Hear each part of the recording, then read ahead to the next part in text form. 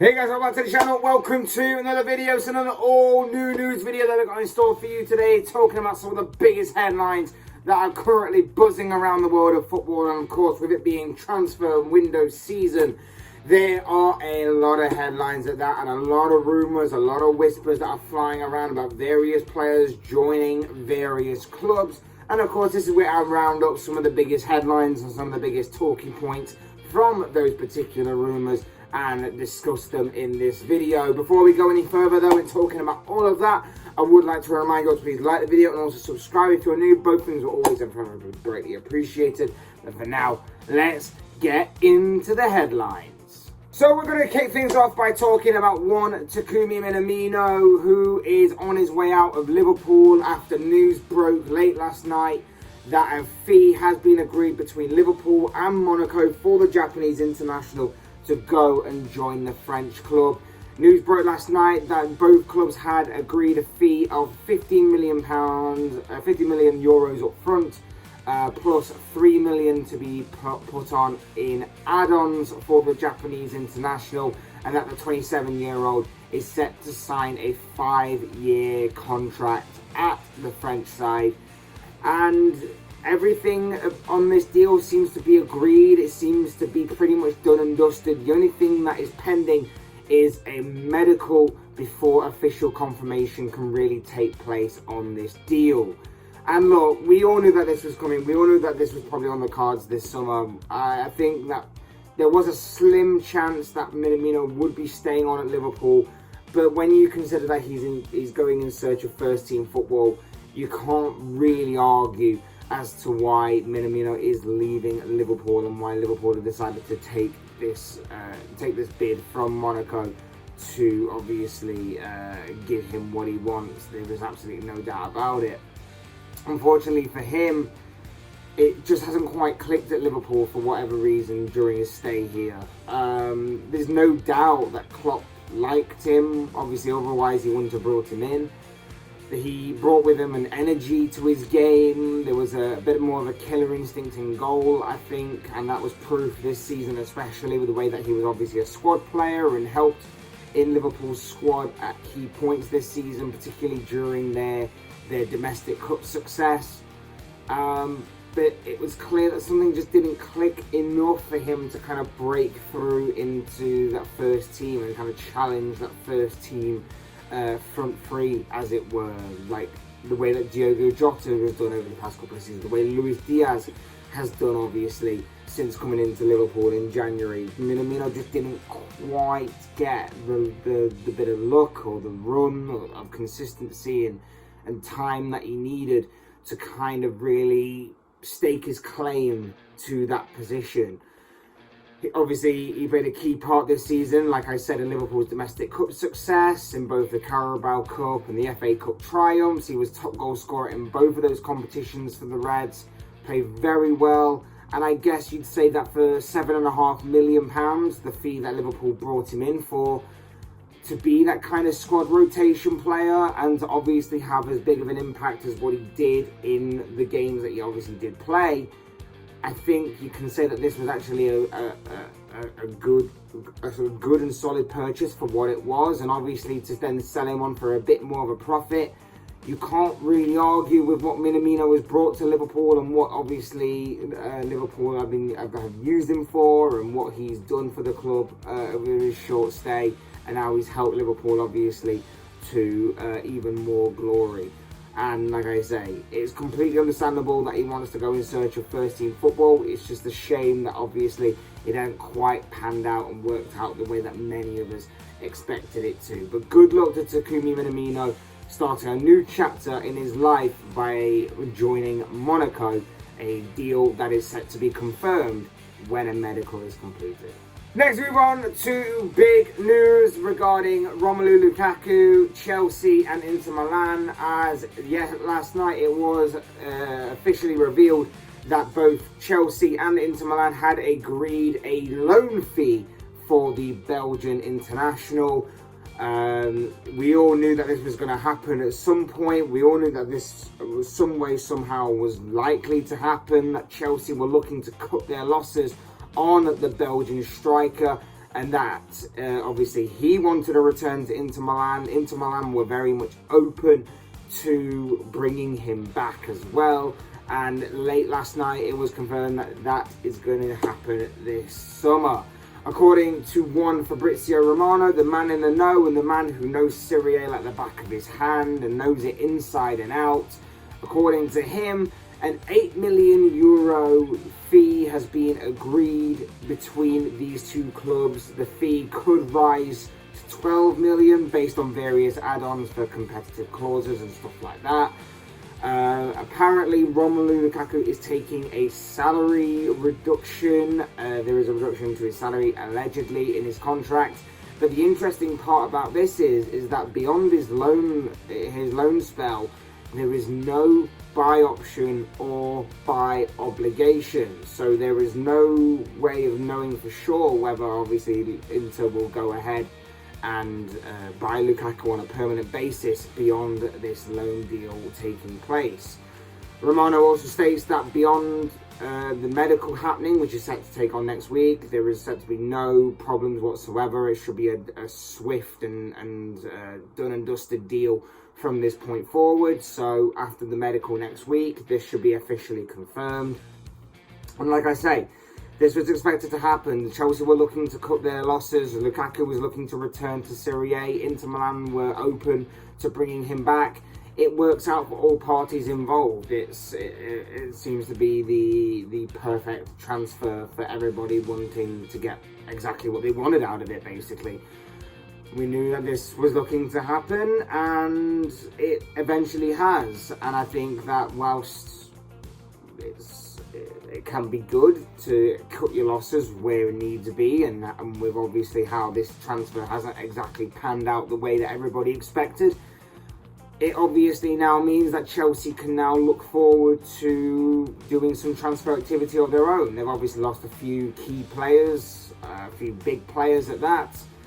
A couple more could be walking out the door at Stamford Bridge this summer, but under this new ownership, it's about time that Chelsea started to become more active in the transfer window, especially when you see some of the other clubs around them doing or potentially doing some pretty big business. So it'll be interesting to see what happens with Chelsea going forward. I reckon that this may be the wake-up call that they needed to really get some fire under them in this transfer window and start to do some business. But we wait and see. But what we do know is that Romelu Lukaku will become a Inter Milan player once again in the coming future.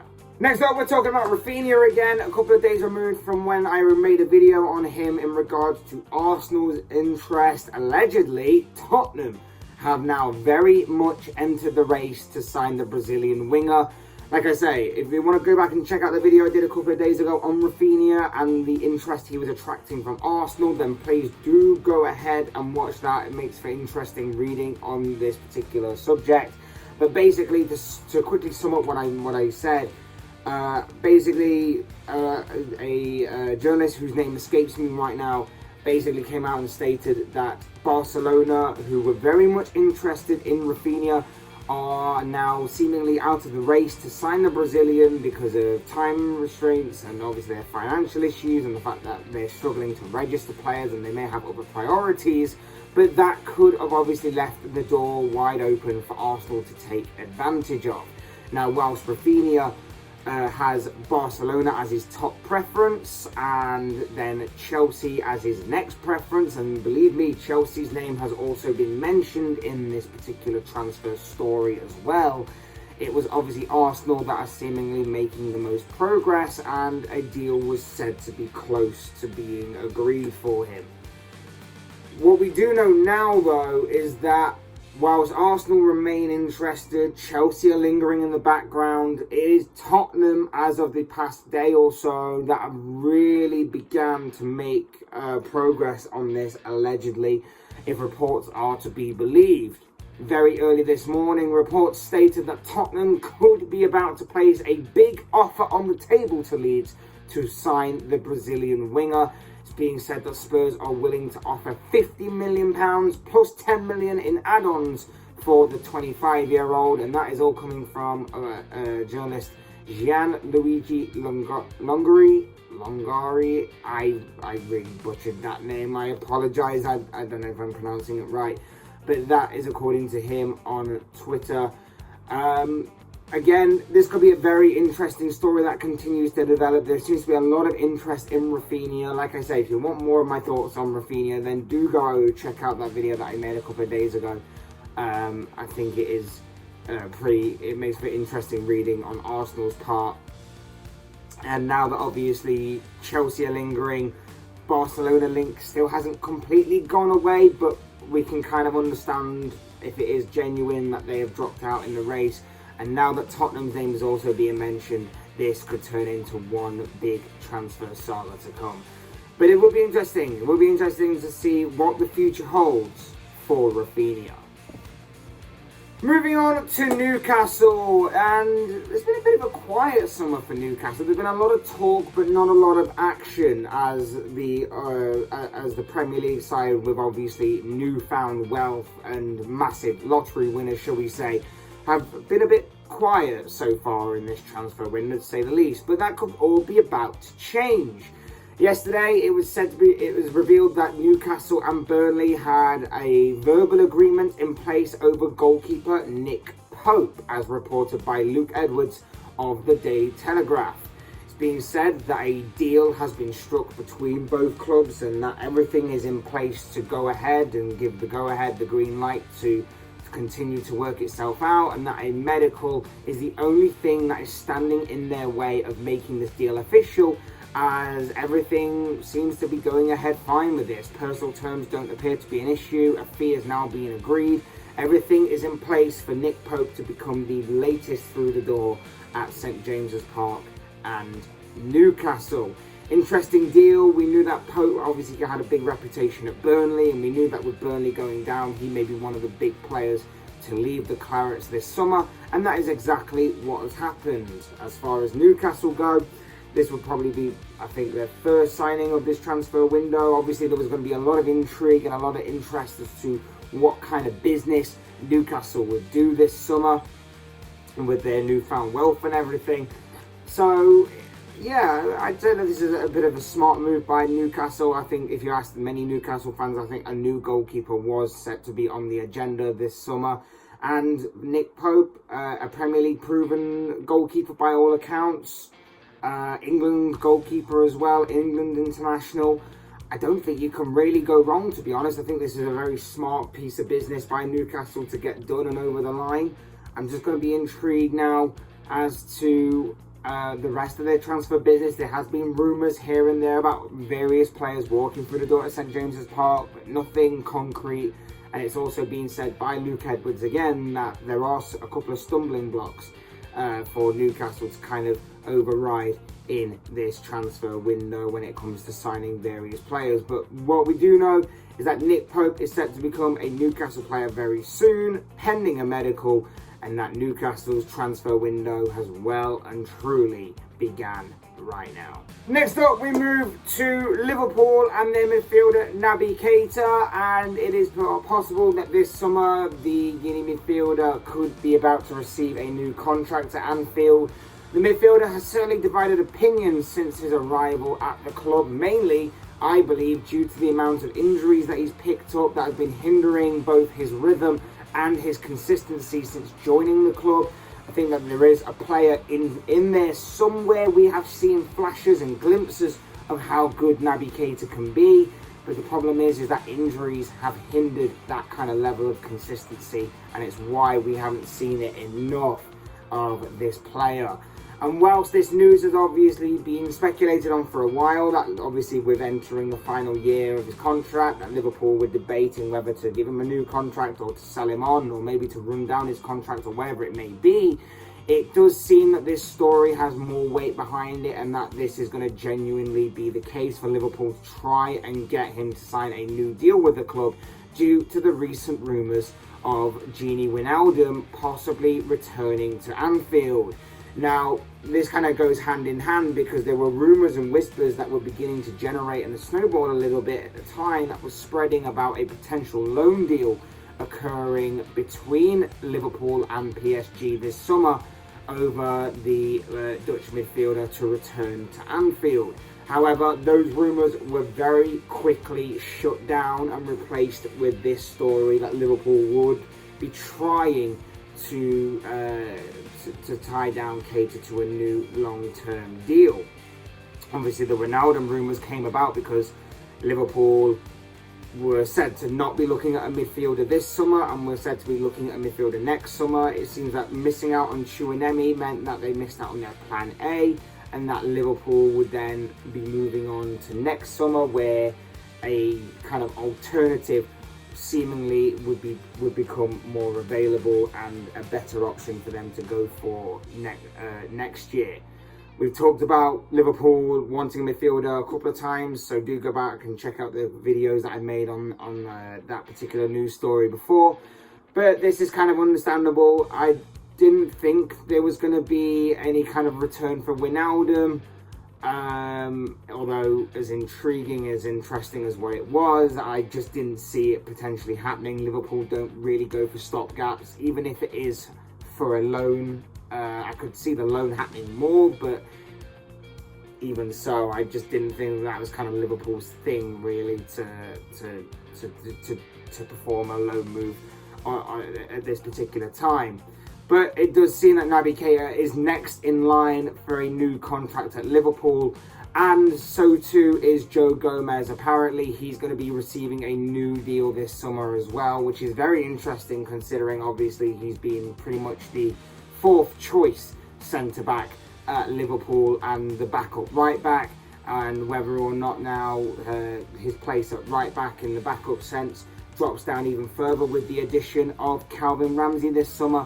Could be very interesting to see what happens with Joe Gomez going forward. And finally, West Ham have also been active in this transfer window. They have completed the signing of Moroccan defender Nayef Aguirre. I believe that's how you pronounce it, Aguirre.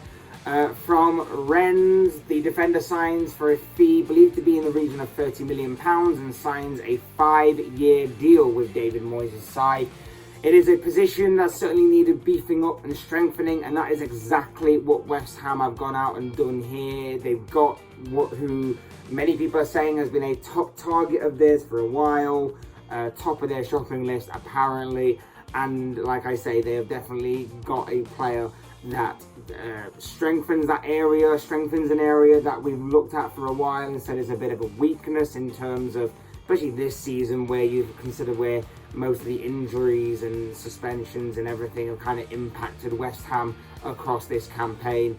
But yes, West Ham have got their man, who comes in the form of Nayef Aguirre, formerly of Rennes now. But of course, as I always say, these are the thoughts, comments, opinions, predictions, whatever you want to call it, of this guy. I want to know what you guys think. What do you make of any of the news stories that I talked about in this video? What do you make of Takumi Minamino on the verge of leaving Liverpool? What do you make of Romelu Lukaku returning to Inter Milan very soon? What do you make of the Rafinha transfer story? Will Tottenham hijack this deal? Will he go to Arsenal? Will Barcelona come back to try and sign him? Or will Chelsea's name lingering in the background be enough to tempt Rafinha into going for him if they decide to do so? That one is a very interesting story in my opinion. What do you make of Nick Pope going to Newcastle, Naby Keita being offered a new Liverpool deal, and what do you make of West Ham getting their man in Nayef Aguirre? I'd love to know your thoughts, your comments, opinions, predictions, feelings, whatever you want to call it, down below in the comment section, because I'm sure it'll make for interesting reading. Otherwise, hit the like button on the way out if you enjoyed the video, subscribe if you're new or want to see more content like this. Both things are always and forever be greatly appreciated. And as always, thank you all so much for watching and listening. I've been Fletch, this has been another New-Newz video, and I will see and speak to you all again soon in another video.